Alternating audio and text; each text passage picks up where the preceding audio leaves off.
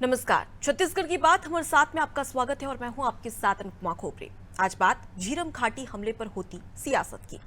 छत्तीसगढ़ में झीरम घाटी हत्याकांड एक बार फिर से चर्चा में है। सुप्रीम कोर्ट ने एनआईए की उस याचिका को खारिज कर दिया है जिसमें एनआईए ने कहा था कि वो इस मामले की जांच कर रही है, इसलिए छत्तीसगढ़ पुलिस इस मामले की जांच नहीं कर सकती। सुप्रीम कोर्ट ने कहा कि इस मामले की जांच छत्तीसगढ़ पुलिस करेगी। सुप्रीम कोर्ट के फैसले पर मुख्यमंत्री भूपेश बघेल ने टिप्पणी करते हुए कहा कि ये फैसला छत्तीसगढ़ के लिए न्याय का दरवाजा खोलने जैसा है। उन्होंने कहा कि एनआईए और एक जांच आयोग ने भी इस मामले की जांच की, लेकिन इसके पीछे वृहत राजनीति षड्यंत्र की जांच किसी ने नहीं की। 10 साल पहले हुए झीरम घाटी हमले को दुनिया का सबसे बड़ा राजनीतिक हत्याकांड कहा जाता है, जिसमें कांग्रेस के 32 नेता शहीद हो गए थे। इस हमले के बाद छत्तीसगढ़ की तत्कालीन भाजपा सरकार ने केंद्र में मनमोहन सरकार के समय सीबीआई को जांच सौंप दी थी। बाद में एक जांच आयोग और एनआईए ने भी जांच की, लेकिन हमले के पीछे कोई खास वजह पकड़ में नहीं आई। छत्तीसगढ़ में सरकार बदलने के बाद 2018 में आई कांग्रेस सरकार ने छत्तीसगढ़ पुलिस को जांच सौंपने की बात कही तो एनआईए ने सुप्रीम कोर्ट का दरवाजा खटखटाया था। हालांकि सुप्रीम कोर्ट ने कहा कि जांच छत्तीसगढ़ पुलिस ही करेगी। सुप्रीम कोर्ट के फैसले पर अब राजनीति शुरू हो गई है। भाजपा प्रवक्ता केदार गुप्ता का कहना है कि कांग्रेस के बड़े नेता कहते थे कि सच और सब कुछ हमारे सामने और हमारी जेब में है। वो आज तक किसी जांच एजेंसी को सबूत क्यों नहीं दे सके। ये फैसला चुनाव के बाद आया है, लेकिन सवाल ये है कि क्या छत्तीसगढ़ पुलिस इस घटना के पीछे राजनीतिक उद्देश्यों का पता लगा सकेगी। आज इसी मुद्दे पर चर्चा करेंगे, लेकिन सुनते हैं कुछ प्रतिक्रियाएं। झीरम कांड में माननीय उच्चतम न्यायालय का फैसला आया है। भाजपा उसका स्वागत करती है और भाजपा चाहती है कि जो कांग्रेस के नेतागण हमारे भाइयों की शहादत हुई है झीरम में, उनके परिवार को न्याय मिले। और अब कांग्रेस के बड़े नेता, जब कांग्रेस छत्तीसगढ़ में विपक्ष में थी तो कहते थे झीरम का सच और सबूत हमारे जेब में है। आज तक वो सच और सबूत उन्होंने किसी जांच एजेंसी को न ही न्यायालय को दिया।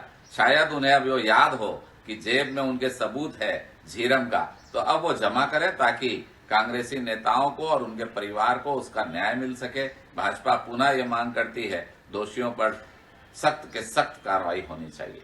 विधानसभा में सवाल उठाया, हंगामा हुआ, बहुत हंगामा हुआ तो रमन सिंह जी मुख्यमंत्री थे, उन्होंने कहा कि मैं सीबीआई जांच करवाऊंगा। राज्य की सरकार जो है सीबीआई जांच करवाएगी, उसको नोटिफाई कर दिया गया। मार्च 2017 में तत्कालीन प्रदेश कांग्रेस कमेटी की जो अध्यक्ष थे भूपेश बघेल जी, उन्होंने एक पत्र लिखा रमन सिंह जी कि वो सीबीआई जांच का क्या हुआ बता दीजिए। नहीं, ये झीरम कांड, उसका कोई जवाब नहीं आया। जब हमारी सरकार आई, फाइलें खुली, तब जाकर मुख्यमंत्री जी को और हमारी सरकार को पता चला कि सीबीआई ने तो तभी मना कर दिया था, केंद्र सरकार ने राज्य सरकार को सूचित कर दिया था कि ये मामला सीबीआई जांच के योग्य नहीं है, एनआईए ने जांच कर ली है, वो पर्याप्त। 25 मई 2013 वो दिन जब देश के सबसे बड़े नक्सली हत्याकांड हुआ था, जिसमें हमने हमारे 32 नेताओं को खो दिया था। आज तक ये सवाल सभी के जहन में है कि आखिर इस हत्याकांड में मास्टरमाइंड कौन था। सरकारें आई गई, लेकिन आज भी सबके जहन में यही सवाल। सुप्रीम कोर्ट से लेकर छत्तीसगढ़ की जनता यही सवाल कर रही है कि आखिर झीरम घाटी कांड के पीछे मास्टरमाइंड कौन है। अब सुप्रीम कोर्ट के फैसले के बाद में अब ये देखना होगा कि कांग्रेस को जो सवाल उठा रही है लगातार, उसे कितना समय लगता है इन 32 नेताओं को और उनके परिवार को न्याय दिलाने में। आज इसी विषय पर चर्चा करेंगे और चर्चा के लिए हमारे साथ में जावेद खान कांग्रेस की ओर से जुड़े, आपका बहुत स्वागत है। अनादि टीवी में रविंद्र सिंह जो कि बीजेपी प्रवक्ता है, अवधेश मलिक वरिष्ठ पत्रकार हमारे साथ में जुड़े हैं। आप सभी मेहमानों का बहुत स्वागत है अनादि टीवी में। सबसे पहले मैं रुक करूंगी अवधेश जी का। अवधेश जी, भले ही इस हमले को 10 साल बीत चुके हो, लेकिन इसके जो जख्म है वो आज भी हरे हैं। अब ऐसे में सवाल यही कि क्या लगता है आपके पीछे कि ये पूरी घटना के पीछे कौन है मास्टरमाइंड? क्या राजनीतिक षड्यंत्र है, नक्सली वारदात है, या फिर अब सुप्रीम कोर्ट के फैसले के बाद में स्थानीय पुलिस प्रशासन और कांग्रेस को कितना समय लगेगा उन 32 नेताओं को न्याय दिलाने में? देखिए, इस बात से कोई इनकार नहीं किया जा सकता है कि ये पूरी जो घटनाक्रम हुआ है वो छत्तीसगढ़ के इतिहास पर एक बहुत बड़ा धब्बा है। जी। राजनीतिक चश्मे इसको लेकर पहले भी राजनीतिक चश्मे से इसको देखा गया था, लेकिन अभी अभी तक जो रिपोर्ट्स आई है उसने उस पर कोई प्रकाश नहीं डाला, तो लोगों का जो संदेह है इस पूरे घटनाक्रम को लेकर गहराया था, पहले भी गहराया था।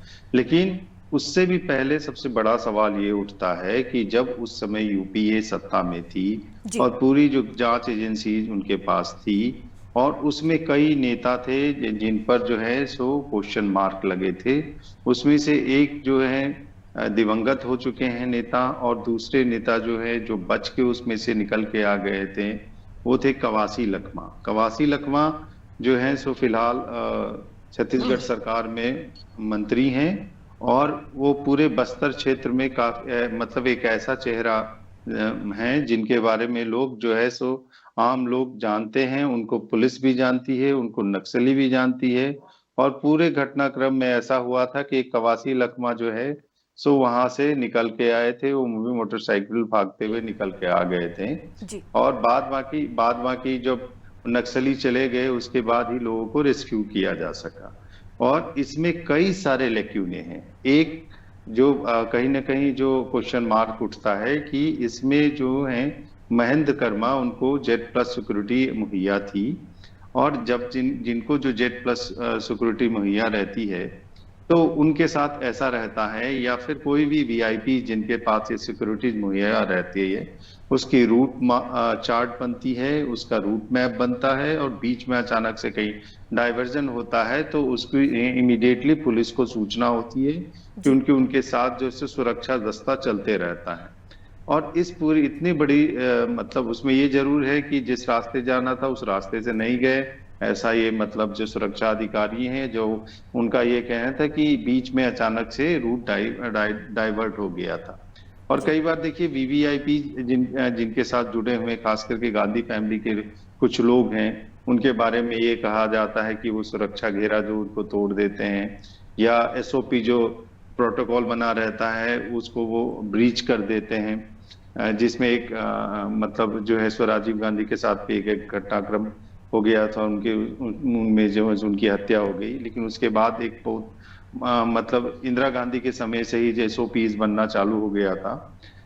तो इस पूरे क्रम में मेरा ये कहने का मतलब है कि जो सिक्योरिटी एजेंसीज होती है उनके पास इंफॉर्मेशन होता है, और क्योंकि अगर इंफॉर्मेशन नहीं होता है तो कई बार आप देखेंगे कि कोई व्यक्ति अंदर में जो नक्सलियों से मिलके आ जाता है, कोई पत्रकार, और इमीडिएटली उसी समय उसकी सूचना पुलिस को भी चली जाती है। तो कैसे हुए उस समय ये जरूर कुछ एक घटनाक्रम ये हुआ था कि मिनपा में जो है सो कुछ फोर्स फंसे हुए थे, लेकिन जब मतलब इतना बड़ा जो है सो दस्ता जा रहा है और इतने अपोजिशन के इतने मतलब हाई प्रोफाइल लोग जा रहे हैं और उसके बारे में पुलिस को मतलब उस हिसाब से पता ना हो, या फिर उस समय बिल्कुल, तो कहीं ना कहीं रीइंफोर्समेंट उस समय सुरक्षा को पुलिस लेकर और सरकार को लेकर भी यहाँ पर अवधेश जी सवाल खड़े हो रहे हैं। लेकिन अब अगर आपकी बात कर ली जाए तो अब स्थानीय पुलिस इसकी जांच करेगी। कहीं ना कहीं एक बड़ी चुनौती यहाँ पर स्थानीय पुलिस के सामने है, क्योंकि अभी नई सरकार आएगी और उसके साथ ही साथ 10 साल के गड़े मुर्दों को फिर से उखाड़ना और उसके बाद में उससे जांच करना, प्राथमिकता से और शुरू से जांच की जाएगी। तो कई सारी चुनौतियां किस तरीके से पार करेगी स्थानीय पुलिस? देखिए मतलब जब ये इस प्रकार की सिचुएशन होता है तो लॉ एंड ऑर्डर संभालने का काम जो है सो स्थानीय पुलिस का रहता है, और ये कहीं ना कहीं इस पूरे प्रकरण में लॉ एंड ऑर्डर का इशू भी उठा था। इंटरनल सिक्योरिटी थ्रेट तो पहले से था, लेकिन उसमें भी सबसे बड़ी जो है सो क्वेश्चन मार्क लगता है कि सरकार की इच्छा शक्ति क्या है, और उसको जो है सो केंद्र सरकार या जो दूसरे एजेंसीज हैं उनको किस हिसाब से सपोर्ट दे रहे हैं। इसमें कई सारे एविडेंस ऐसे थे जिसको ओवरलुक किया गया और जो पब्लिक डोमेन में भी रहे हैं, और कुछ एक को लेके तो सवाल भी उठ रहे हैं जिनके बारे में दावा किया जा रहा है। तो किसके पास क्या एविडेंसेस थे वो तो उसके बारे में तो वही बता पाएंगे, लेकिन कई सारे जो एविडेंसेस पब्लिक प्लेटफॉर्म में थे उसकी पर्याप्त जो है सो इन्वेस्टिगेशन नहीं हो पाई। दौलत रोहड़ा इसमें एक प्रमुख जो है सो व्यक्ति थे, जो चश्मदीद गवाह थे जिस समय वो गोलियां चली थी, उनकी डेथ हो गई। बार बार कंप्लेन करते रहे कि उनका स्टेटमेंट तक पुलिस ने सही तरीके से रिकॉर्ड नहीं किया, या फिर कई सारे बिल्कुल। उस तो कहीं ना दौरान कहीं में यहाँ कई पर सारे लगातार सभी के अपने अपने तर्क है, अपनी अपनी बातें हैं। इस हिसाब से दोनों ही पार्टियां सवाल भी उठा रही है और उनके परिजन भी सवाल उठा रहे हैं। ठीक है जावेद जी, जी। सरकार आपकी है और उसके साथ ही साथ सुप्रीम कोर्ट का जो फैसला आया वो भी आपके पक्ष में, और आपके ही लोग को अब कितना समय लगेगा न्याय दिलाने में? नमस्कार अनुपमा जी, आपको, आपके सभी दर्शकों को, सभी मीडिया पैनलिस्ट को भी मेरा नमस्कार। देखिए, मई 2013 में जब ये घटना घटी, उसके बाद में केंद्र में यूपीए की सरकार थी। राज्य सरकार ने एनआईए की मांग की थी, तत्काल एनआईए का गठन हुआ था जी। वह भी वरिष्ठ पत्रकार कह रहे थे कि उस समय यूपीए की सरकार थी, तो जिस समय यूपीए की सरकार थी उस समय जब एनआईए जांच कर रही थी, उस समय गणेश और रमन्ना, ये दो प्रमुख नक्सली थे जिनके ऊपर एफआईआर भी दर्ज की थी, जिनको भगोड़ा भी घोषित किया गया था और जिनकी संपत्ति कुर्क भी करने की बात सामने निकल के आई थी। लेकिन 2014 में केंद्र में सरकार बदलती है, एनआईए का काम करने का तरीका बदलता है। जब जांच आगे बढ़ती है, अपने साथ साथ पीछे एनआईए कई सवाल छोड़ती चली जाती है। 2014 में एनआईए का पहला चालान प्रस्तुत होता है, 2015 में एनआईए का दूसरा चालान प्रस्तुत होता है। इन दोनों चालान में से रमन्ना और गणपति का नाम गायब रहता है। यह सबसे बड़ा सवाल था। दूसरी बात, जब हम विपक्ष में थे, राज्य सरकार जो रमन सिंह जी की सरकार थी, उनसे हम लगातार मांग करते रहे, सदन में भी यह बात उठाते रहे कि एनआईए की जांच ठीक नहीं चल रही है, हमें सीबीआई जांच चाहिए। तो रमन सिंह जी ने सीबीआई जांच के लिए केंद्र को चिट्ठी लिखी। 2016 में केंद्र की तरफ से जब जवाब आता है कि एनआईए की जांच पर्याप्त है, लेकिन 2018 तक उस चिट्ठी को रमन सिंह छुपा करके रखते हैं, पब्लिक डोमेन में नहीं लाते, विपक्ष पार्टी को नहीं बिल्कुल। बताते। इसका जवाब मैं लूंगी यहाँ पर बीजेपी से। तीसरी प्रमुख बात, तीसरी प्रमुख बात, अंतिम बात, फिर मैं क्लोज कर रहा हूँ। उसके बाद राज्य सरकार एक टीम गठित करती है। जब राज्य सरकार जो टीम गठित करती है, उसके बाद में सरकार बदलती है। हमारी सरकार समझती है कि उसका दायरा बढ़ाया जाना चाहिए और उसके लिए जो जस्टिस मिश्रा थे उनको, उनके कार्यकाल को बढ़ाने की बात सोचती है। लेकिन जस्टिस मिश्रा नहीं होते तो उनकी जगह में दूसरी नियुक्ति की जाती है। लेकिन तत्कालीन भारतीय जनता पार्टी के नेता प्रतिपक्ष धर्मलाल कौशिक कोर्ट चले जाते हैं और इस प्रक्रिया में बाधा बन जाते हैं। तो हम ये पूछ रहे हैं कि एनआईए जांच सही नहीं करती, राज्य सरकार जांच करना चाहती है तो उसमें अड़ंगा भारतीय जनता पार्टी बनाती है। तो आप बचाना किसको चाहते हैं? तो बीजेपी तो ये भी कह रही है कि आपके कई ऐसे नेता हैं जिन्होंने ये कहा है कि हमारी जेब में ये पूरे सबूत है, तो फिर आप ये सबूत जेब में लेकर क्यों घूम रहे हैं? बता दीजिए, एनआईए के सामने पेश कर दीजिए, राज्य सरकार के सामने पेश कर दीजिए, ताकि ये फैसला सामने आ सके।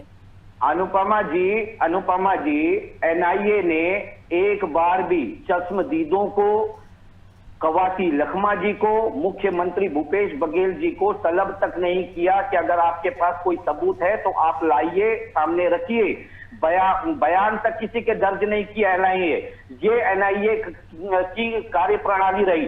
दूसरी बात, राज्य सरकार की एसआईटी गठित होती, जिसपे अड़ंगा एनआईए ने लगा के रखा था। निचली अदालत गए, वहां से फेल हुए, हाई कोर्ट गए, वहां से फेल हुए, उसको खींच करके सुप्रीम कोर्ट लेकर के गए, अब वहां से भी फेल हो गए। अब एसआईटी का गठन हो गया है। हमारे पास जो सबूत है हम सारे पेश करेंगे।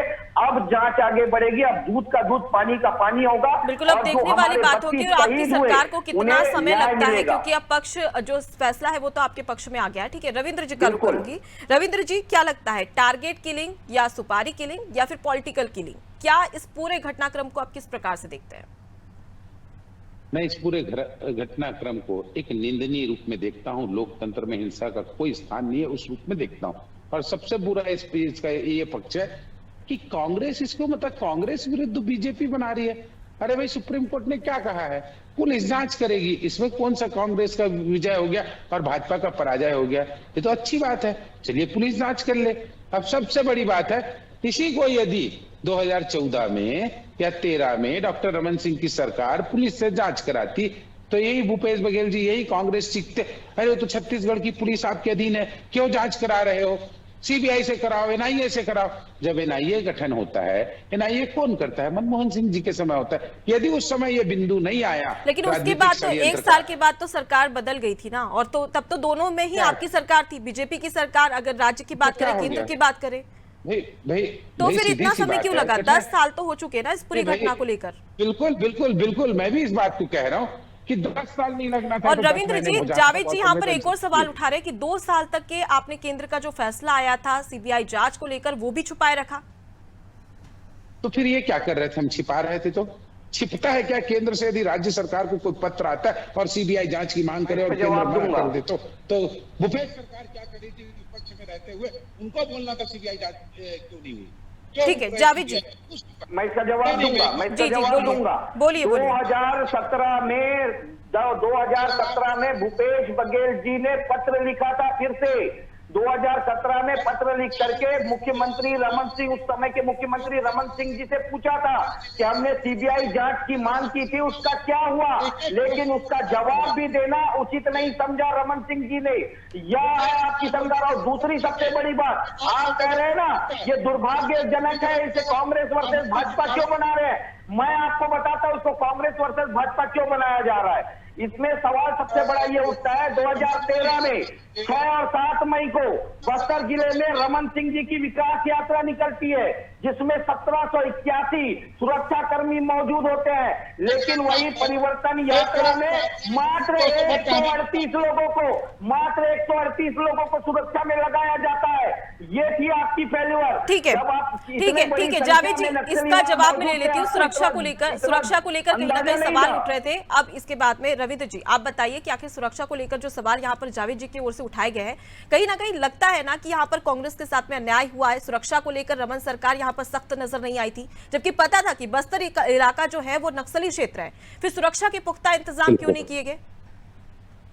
मैं अब इसका जवाब देता हूँ। कांग्रेस के प्रवक्ता शांति से सुने। हमें याद है, हमने टीवी में देखा जब चरणदास महंत जी हॉस्पिटल में भर्ती, मिस्टर सुपर बाइकर, जिसको नहीं मालूम कहां से चाबी लगी, बाइक मिल गई, कवासी लखमा जी पहुंच गए, सारे बड़े नेता मारे गए, नहीं मालूम वो कैसे बच गए। जब उनके पास गए चरणदास महंत जी ने तो पूछा उन्होंने, तेरे को पता था ना उधर नहीं जाना है, तू क्यों लेके गया? तो कवासी लखमा जी चुप हो गए। तब धमकाते हुए चरणदास महंत जी ने कहा, आज भी वीडियो है, कि किसी को बोलना मत, मीडिया के सामने बोलना मत। क्या इसकी जांच नहीं होनी चाहिए? सुरक्षा की कोई कमी नहीं थी, इन्होंने जगह जब रूट बदला कभी जानकारी नहीं दी, इसीलिए कवासी लखमा चुप रहे। महेंद्र कर्मा जी ने रमन सरकार को पत्र लिखा था और ये कहा था कि हम परिवर्तन यात्रा निकाल रहे हैं, सुरक्षा के पुख्ता इंतजाम किए जाए, क्योंकि काफी बड़े और दिग्गज नेता इस यात्रा में शामिल थे। उसके बावजूद भी सिर्फ 138 सुरक्षा कर्मी, ऐसा क्यों? तो सबसे बड़ी बात है, मैंने कहा ना, घटना कब घटी? जब इन्होंने अपने तय रूट से अलग हटके रूट पे गए। 2013 में महेंद्र कर्मा जी ने मांग की थी कि मेरी सुरक्षा बढ़ाई जाए, लेकिन रमन सिंह जी ने ध्यान नहीं दिया। महेंद्र कर्मा वह नेता थे जो रमन सिंह जी के साथ खड़े होकर के तलवार जुलूम में उनका साथ निभाया, तलवार जुलूम में कंधे से कंधा मिला करके चला, वो नेता थे। लेकिन यदि वो अपनी सुरक्षा बढ़ाने की मांग करते हैं तो रमन सिंह जी उनकी सुरक्षा बढ़ाने की बजाय खामोश बैठ जाते हैं। और दूसरी सबसे बड़ी बात, आप एक बात मुझे यह बताइए, जब हमने जांच का दायरा बढ़ाने के लिए किसी अन्य की नियुक्ति की तो उसमें धर्म। ठीक है जावेद जी, आपसे मेरा एक और प्रश्न है। जब आप खुद ही ये बात कह रहे हैं कि सुरक्षा के पुख्ता इंतजाम नहीं थे, 138 सुरक्षा कर्मी थे, तो फिर ऐसे में नक्सली क्षेत्र था, फिर आपने यात्रा क्यों निकाली? मैं एक बात कहना चाहता हूँ, उनके बोलने के पहले रुकिए। क्या मैं बोलूं या नहीं बोलूं? जी बोलिए। ये राजनीतिकरण करते रहेंगे, बीच में टोकते रहेंगे, तो हम यहाँ डिबेट करने बैठे हुए हैं, कोई टोका टाकी करने के लिए नहीं बैठे हैं। मैंने जवाब दिया कि किस तरह से परिवर्तित। एक रविंद्र जी को अपना जवाब देने दीजिए। जावेद जी मैं आपके पास आऊंगी। रविंद्र जी बोलिए, अपनी बात पूरी करिए। क्या गलत कह रहा हूँ जो आप सुनेंगे नहीं? क्या तानाशाह हो गया? एक पुलिस को जांच का अधिकार बस मिला है, अभी आप क्या कहते हैं, अपराधियों को पकड़ नहीं सके, बेनकाब नहीं कर सके। भारतीय जनता पार्टी स्वागत तो आपकी केंद्र में सरकार है, एनआईए आपकी है, आप कौन सा एक अपराधी को पकड़ पाए? अभी आप सुपर बाइकर बोल रहे हैं कवासी लखमा जी को। आप पूछिए ना, एनआईए से सवाल करिए ना, एनआईए से पूछिए कि एनआईए ने एक भी बयान लिया क्या कवासी लखमा जी का? कवासी लखमा जी का नाम ले लेकर के पूरे 10 साल राजनीतिक लाभ पूरा भारतीय जनता पार्टी लेती रही, लेकिन वह एनआईए अब तक एक बार भी सवाल तक पूछने को आगे नहीं आई।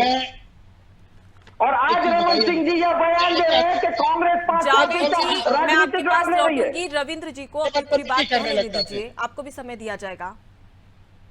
समझ में नहीं आता मुझे, डिबेट करने बैठे कि टोकने बैठे जैसे आज तक न्याय नहीं दिला सके। क्या एनआईए हमारी वो है? क्या भारतीय जनता पार्टी के एजेंट है जो हम एनआईए से पूछे? आप क्यों अरे लोगों से आज नहीं के पूछे? समय में सारी केंद्रीय एजेंसियों को आपने अपना एजेंट ही बना करके रखा है। सारी केंद्रीय एजेंसी तो आपका एजेंट बन करके काम कर रही है आज के समय में। ठीक है, मैं ठीक है रविंद्र जी, एक और सवाल मेरा आपसे, क्योंकि यहाँ पर कांग्रेस एक और सवाल आपसे कर रही है कि 1781 सुरक्षा कर्मी थे और विकास यात्रा आप निकाली जा रही थी आपके द्वारा, तो वहां पर 1781 सुरक्षा कर्मी लगाए गए थे, लेकिन कांग्रेस वहीं पर कह रही है कि जब हमारी यात्रा निकली तो सिर्फ 138 जवान। मैं सबसे पहले बात कह रहा हूँ, एनआईए जांच कर रही है जी। अब पुलिस भी कर लेगी, आ जाएगा ना। सुरक्षा में चूक हुई कि किसी की लापरवाही थी, किसी ने डाइवर्ट किया, किसी ने बताया नहीं किस रूट में जा रहे हैं और रूट क्या था, वो सब आ जाएगा। हम तो कह रहे हैं ना, जांच हो जाए, बिल्कुल होना चाहिए, पुलिस कर ले, एनआईए कर ले। और भूपेश बघेल जी सत्ता सरकार में थे 5 साल, आप सीबीआई जांच की मांग क्यों नहीं किए? आपको पत्र लिख देना था सीबीआई मुख्यमंत्री रहते हुए, सीबीआई जांच हो मांग की गई थी 2015-16 में कांग्रेस की ओर से केंद्र सरकार को पत्र लिखा गया था, सीबीआई जांच की मांग की गई थी। भारतीय जनता पार्टी के तो कुछ सोच समझ करके करिए, कुछ भी मत पड़ोसिए यहाँ पर। सीबीआई जांच की मांग हमने आपकी सरकार के समय किया, लेकिन उस चीज को दबा करके आपने रखा। उसके बाद में जब हमारी सरकार आई तो हमने जो कमेटी बनाई, चलिए ठीक है, समय की काफी कमी है, मैं माफी चाहूंगी। अवधेश जी का रुख कर लूंगी। अवधेश जी, हर ओर से सवाल खड़े हो रहे हैं, मोदी सरकार हो या फिर मनमोहन सरकार हो, केंद्र की सरकार, बीजेपी में जब सत्ता परिवर्तन हुआ, कांग्रेस की सरकार हो, बीजेपी की सरकार हो, हर सरकार को देखा, हर सरकार पर सवाल खड़े हो रहे हैं। यहां तक कि जो जांच कमेटियां बैठाई गई थी उन पर भी सवाल खड़े हो रहे हैं। अब ऐसे में सुप्रीम कोर्ट का जो विश्वास है स्थानीय पुलिस पर, क्या स्थानीय पुलिस कायम कर पाएगी और किस तरीके से इस फैसला कब तक के इंतजार करना होगा, और क्या स्थानीय पुलिस वाकई में जांच करने के बाद में इस पूरी वारदात का खुलासा कर पाएगी? देखिए, सरकार के पास बहुत पावर होता है। टाइम बाउंड मैंने सिस्टम में अगर काम करेगी तो कुछ ना कुछ चीजें निकल के जरूर सामने आएगी, लेकिन वही डिपेंड करता है कि उसको कितना छूट दी जाती है। अनुपमा जी, इस पूरे प्रकरण में कुछ मैं बोलना चाह रहा था कि किन किन पे शक की सुइयां घूमी थी उस समय। जो सबसे पहले जो रविंद्र जी जो बात कर रहे थे, वो कवासी लखमा के ऊपर लोगों का शक गहराया था, और उसके साथ जो दिवंगत अजीत जोगी थे उन पर शक गहराया था। रमन सिंह का नाम भी उछला था, रविंद्र चौबे का नाम भी उछला था। तो ये कुल मिला के ऐसे नाम थे, लेकिन एविडेंस किन्हीं के खिलाफ जो है सो उस हिसाब से नहीं सामने आए थे। और दूसरी बात जो है सो खास करके कई बार लोगों ने कहा कि अभी तो बहुत सारे प्लेटफॉर्म हैं जहां पर आपको अगर कोई नहीं सुनना है तो पब्लिक फोरम्स में, मीडिया में वो एविडेंसेस को आप आगे करते। क्या हो गया, अभी हाल फिलहाल में कई सारे नक्सली लीडर्स पकड़ाए थे। हाल फिलहाल में एक नक्सली लीडर तेलंगाना में पकड़ाया था, उसके बारे में कहा जा रहा था कि उसका रोल रहा है इसमें, उससे प्रॉपर इन्वेस्टिगेशन नहीं की, छत्तीसगढ़ पुलिस से जाके सही तरीके से पूछ नहीं पाई। तो ये बहुत सारा जो है सो सवाल डिपेंड करता है ना कि राज्य सरकार की इच्छा शक्ति क्या है। और जहां तक इस प्रकार की जो घटनाएं हुई हैं पूरे वर्ल्ड लेवल पे, तो बहुत ज्यादा वो कॉन्स्पिरेसीज थ्योरी पर जो है सो क्वेश्चन मार्क ही लगा रहा। इन्वेस्टिगेशन एजेंसी कहीं पर भी पहुंच नहीं पाई, बोफोर्स की कहानी में कहीं नहीं पहुंच पाई। अभी देखिए राफेल वाले कहानी चल रहा है, 2G की कहानी कहीं नहीं पहुंच पाई। तो ये तो फिर एक मतलब जो एजेंसीज हैं उनको जो है सो सही तरीके से लिबर्टी या वो अच्छी तरीके से प्रोफेशनल तरीके से काम करेगी तो रिजल्टेंट आएगा। लेकिन दिक्कत आ जाती है, कहीं ना कहीं यहाँ पर एनआईए पर भी सवाल खड़े होते हैं। 10 साल का समय यहाँ पर दिया है और उसके बावजूद भी यहाँ पर अगर एक्शन नहीं लिया जाता है और जांच नहीं हो पाती है पूरी, तो कहीं ना कहीं एजेंसियां जो है वो भी यहाँ पर जिम्मेदार मानी जा सकती है, क्योंकि 10 साल काफी बड़ा समय होता है। रविंद्र जी, मैं माफी चाहूंगी, काफी कम समय है और आप सभी का इस डिबेट में शामिल होने के लिए बहुत बहुत शुक्रिया, हमसे चर्चा करने के लिए बहुत बहुत शुक्रिया। तो देखिए, झीरम घाटी पर सियासत लगातार जारी है, लेकिन सवाल यही कि क्या स्थानीय पुलिस इस सवाल का जवाब ढूंढ पाएगी और क्या जो 32 नेता हैं, उनके जो परिजन हैं, उनके परिवार वालों को न्याय दिला पाएगी? कितना समय और लगेगा और आखिर कितना इंतजार और करना होगा? फिलहाल के लिए इतना ही। देखते रहिए नादी टीवी। नमस्कार।